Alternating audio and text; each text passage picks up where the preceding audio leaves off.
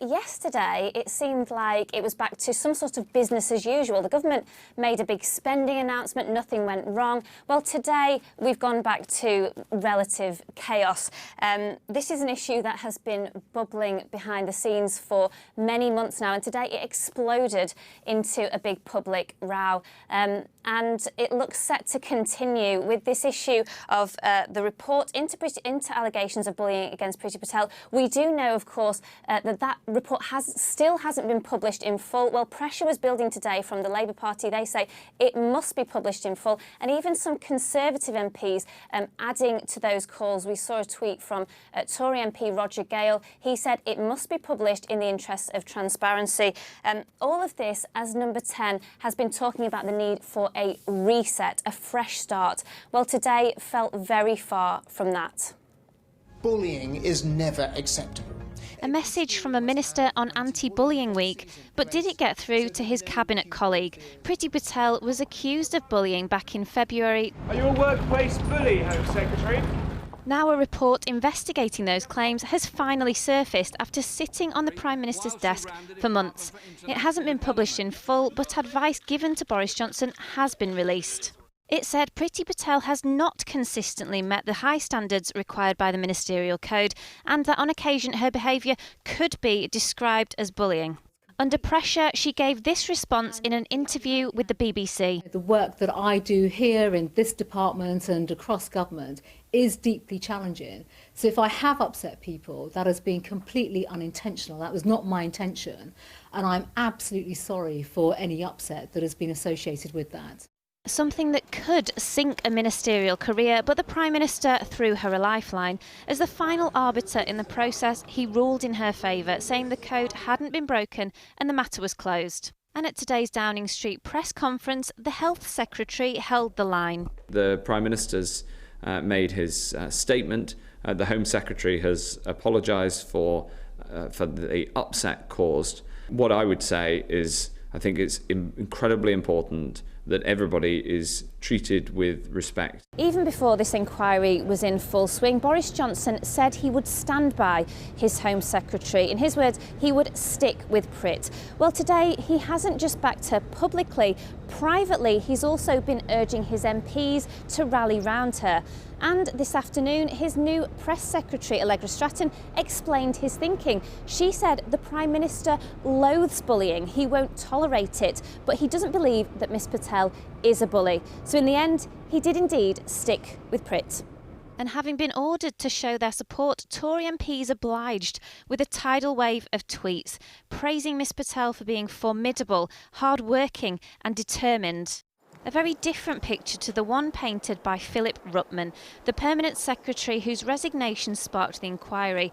He's still embroiled in legal proceedings alleging unfair dismissal. Do you think Priti Patel should apologise? Today he was silent. Back in February he had plenty to say. I have received allegations that her conduct has included shouting and swearing, belittling people, making unreasonable and repeated demands, behaviour that created fear.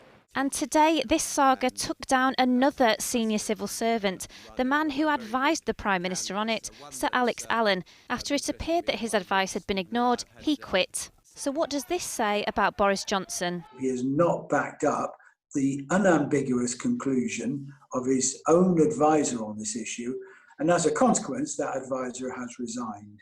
So what civil servants will feel is this code is there, but it's not going to matter when other politically expedient issues come into play. And now the Labour Party is piling on the pressure. The Shadow Home Secretary has written to the Committee for Standards asking them to conduct a full investigation, but the government could start to repair some of the damage by publishing this full investigation. A report into the behaviour of Priti Patel has in the end raised more questions about the behaviour of Boris Johnson at a time when he was trying to reset his premiership. Backing a political ally has threatened to blow him off course once again. And this is a story that is still developing. Even in the last hour, we've had a very strong statement from Philip Ruttman, the man who, of course, resigned, alleging bullying against Priti Patel. And he has said that he wasn't even consulted as part of this inquiry, and he disputes some of the information that has come out today, particularly this idea that the Home Secretary didn't receive any feedback, that she didn't know that her behaviour was causing offence. He says this is not true, that she was warned even a month into the job that she could not shout and swear at staff, and that he warned her subsequent times that she must treat people with respect. He is, of course, locked in a legal battle over the circumstances of his departure, so this is something that is going to cause many more problems for the government. Liz, thanks very much. Well, in a moment we'll be speaking to the Conservative MP Anthony Brown. But first, let's go to Alex Thomas, a former civil servant and programme director at the Institute of Government. Thanks for coming on the programme. Tell me, did Sir Alex Allen, do you think, have any choice but to resign? No, I think once it was clear that the Prime Minister was going to conclude that there hadn't been a breach of the ministerial code at all, then his decision was directly in conflict with Alex Allen's conclusions. And in those sorts of circumstances, I don't think an advisor, it pretty fatally undermines any future role they might have. And I don't think an advisor would stay. So, it was legitimate in process terms for the Prime Minister to decide as he did. But given it was contrary to that investigation, I think Alex Allen had no choice but to quit. And I should say quit as an advisor rather than a sort of permanent secretary or an executive person. He's on a call-off contract, if you like, so that he can investigate these things. So it's not as sort of fundamental a resignation as some of the others that we've seen in recent months. Right. But does this make a mockery of the whole process of independent oversight? It absolutely shows up its flaws. And I think we've reached the stage where the informal and sort of principles-based approach that has tended to characterise these things has run its course. It's always going to be for the Prime Minister to hire and fire their ministers and to take the political fallout if they choose to hold onto them. But it does show up the flaws of the process, where it is actually the Prime Minister who decides if there's a breach of the code, rather than the person who's spent months actually investigating the allegations and coming to a conclusion on them. Trust is a very important ingredient, especially at the moment, isn't it, in this time of pandemic, when the government is asking people to restrict their liberties in an unprecedented way. Does this sort of thing undermine trust in government, do you think? Well, it undermines faith that actions have consequences and that allegations will be investigated and then acted upon. I think. Actually, I'm not sure any of us were that surprised that Priti Patel wasn't dismissed or didn't resign. I was very surprised that the Prime Minister felt that he could conclude that no breach of the code had happened at all. I mean, obviously, most people don't follow the minutiae of these things, but it is pretty clear that if you set up a process and it reaches a conclusion, you should respect the outcome of that process. As I say, that doesn't necessarily mean that that Priti Patel needs to resign or be dismissed. But this does suggest there's an attack on the process which can only undermine trust. So briefly, what you're saying is that there was a more nuanced response there, possibly from the Prime Minister, that would have not led to Sir Alex Allen resigning. So my view, I don't know, I can't look inside Alex Allen's head, obviously, but my view is if the Prime Minister had concluded that there had been a breach of the code, but the Prime Minister, in his view, felt that it was not sufficiently serious to merit a dismissal, then that would have kind of respected the process. But in the end, of course, the important thing is whether the bullying allegations were true or not. And if they were true, and if bullying was upheld, then that is a sufficiently serious matter for a minister in normal times to be dismissed. And just briefly and finally, I mean, we're entering in uncharted territory here. We're going to leave the Brexit transition at the end of the year. And one of the few things that we can really sell on the international market, as it were, is trust, the rule of law, an ethical government by most standards. Again, does this help or not? it doesn't help, and it's part of a pattern that we've seen over recent months that actually Lord Evans highlighted, who's the head of the Committee on Standards in Public Life, around procurement decisions, investigations into the Robert Jenrick, Richard Desmond saga. Peter Riddle, who's the Commissioner for Public Appointments, pointed out that the rules on public appointments are being stretched and bent. So there is something here that that we need to look out for. And of course, there was the the other probably the most significant resignation from the civil service, I would say, of 2020, which was Jonathan Jones resigning over the Internal Markets Bill. So when the government's chief civil service legal advisor can't stomach what the government's planning to do, that's something pretty significant. Right. Okay, got to leave it there. Alex Thomas, thank you very much indeed. Jackie. Well, we asked to speak to the government. No minister was available, but they pointed us to the Conservative MP, Anthony Brown, who joins us now. Mr. Brown, what are we to make of a Prime Minister who stands by the person whose behaviour was described as bullying and not by those she is said to have bullied?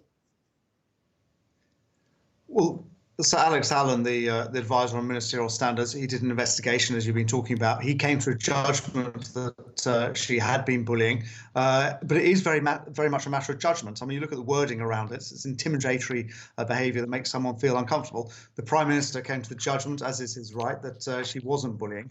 And I have to say, with Priti Patel, my experience of her, she's always been unfailingly polite, nice. She's a strong woman. She's very direct. As Alex Allen said in his report, she's very action-orientated. She's direct. The nature of bullies is that they don't bully people they like. They don't bully their friends, do they? So it's not clear that I'm not sure there haven't been bullying allegations. Yeah, well, I'm not sure that's always true, but she's Home Secretary. And the Home Office is a very, very difficult department to run, as all previous Home Secretaries have found.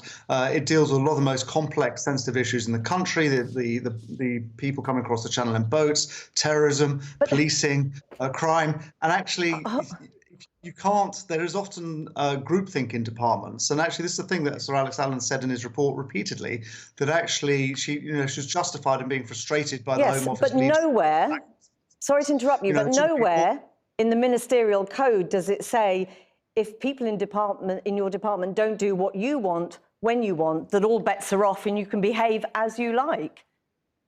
No, well, of course it doesn't say that, but it's on the other hand, actually asserting yourself and saying, making it very clear what you want the department to do is absolutely the right of politicians. But the report didn't find that she was asserting herself. It found that she was carrying out bullying behaviour. They're two very, very different things, aren't they?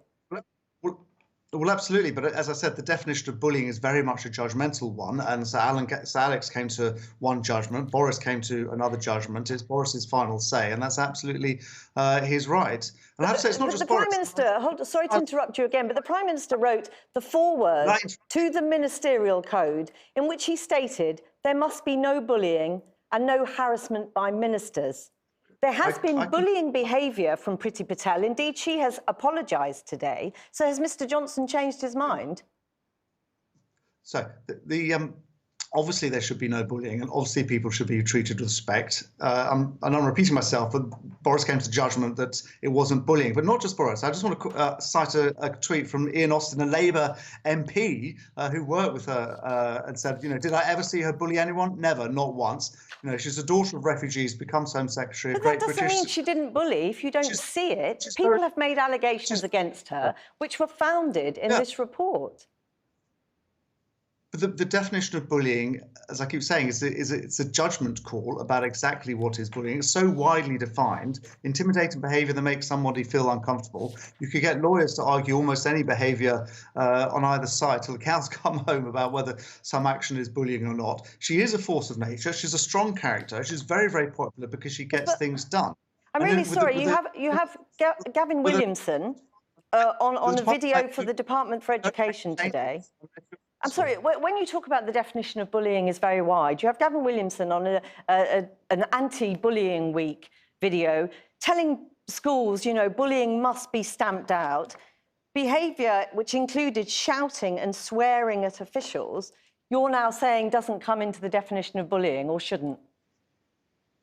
I'm not saying that that doesn't come into the definition of bullying. The point I was making is what is bullying is a matter of judgment. I wasn't in those meetings with her. I didn't see the alleged behaviour. And in fact, we haven't, I don't know the details of this. What I do know is that there's clearly a disagreement between Sir Alex Allen and the Prime Minister on whether or not it was bullying. And I'm quite happy to accept the Prime Minister's judgment on this. Very briefly, I mean, if someone shouts and swears at you in the workplace, if someone shouts and swears at you in the workplace, you'd be fine with that?